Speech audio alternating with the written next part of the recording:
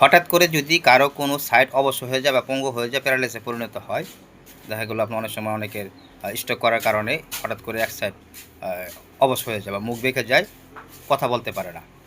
তো এই মুখে কথা ফোটানোর জন্য বা আপনার প্যারালাইসিস বা অবশ হয়ে গেছে সেটা সচল করার জন্য আমি যে রেমেডিটা বলবো, যদি এটা প্রয়োগ করতে পারেন, আশা করি আল্লাহর রহমতে এই প্যারালাইসিসের হাত থেকে মুক্তি পাবেন। তো এটার জন্য প্রথমে নেবেন আপনারা গাঁদাল পাতা। ওই গাঁদাল পাতা বিষয়ে আমার পেজে অনেক ভিডিও দেওয়া আছে, পোস্ট করা আছে। তো এই পাতার সাহায্যে কীভাবে অর্শপাইস ভালো করা যায় বা শরীরে অ্যালার্জি, চুলকানি, দাঁত খুসপাসরা, এ বিষয়ে এই পাতা দিয়ে অনেক ভিডিও আমার দেওয়া আছে। তো এই গাঁদাল পাতা নেবেন, আপনারা সংগ্রহ করবেন।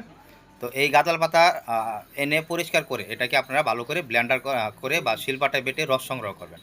রস সংগ্রহ করে সরিষার তেল নেবেন। তো যতটুকু নেবেন সরিষার তেল, ততটুকু নেবেন আপনারা এই গাঁদাল পাতার রস। সমপরিমাণ নিয়ে দুটাকে একসাথে হালকা জাল দিবেন। তো রস যাতে থাকে, রস যাতে আবার শুকিয়ে না যায়। তো হালকা জাল দিবেন, যে মানে কুসুম গরম যাতে হয়। তো ওই কুসুম গরম করে আপনারা যে সাইড অবশ হয়ে গেছে, যদি এক সাইড অবশ হয়ে যায়, এটাকে ভালো করে আপনারা ম্যাসেজ করবেন। ভালো করে সুন্দর করে ম্যাসেজ করবেন।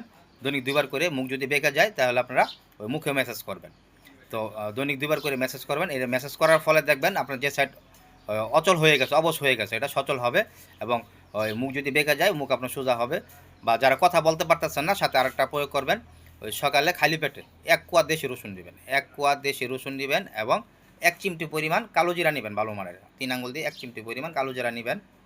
নিয়ে এটা দুটো একসাথে সামান্য একটু মধু দিয়ে সকালে বলবেন খাওয়ার জন্য।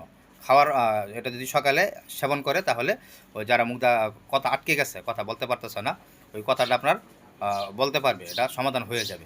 এবং ওই তেলটা দৈনিক 2 বার করে ম্যাসেজ করবেন। এটা যদি দীর্ঘদিন কিছুদিন করতে পারেন, এটা 5-7 দিন করলে উপকার বুঝতে পারবেন।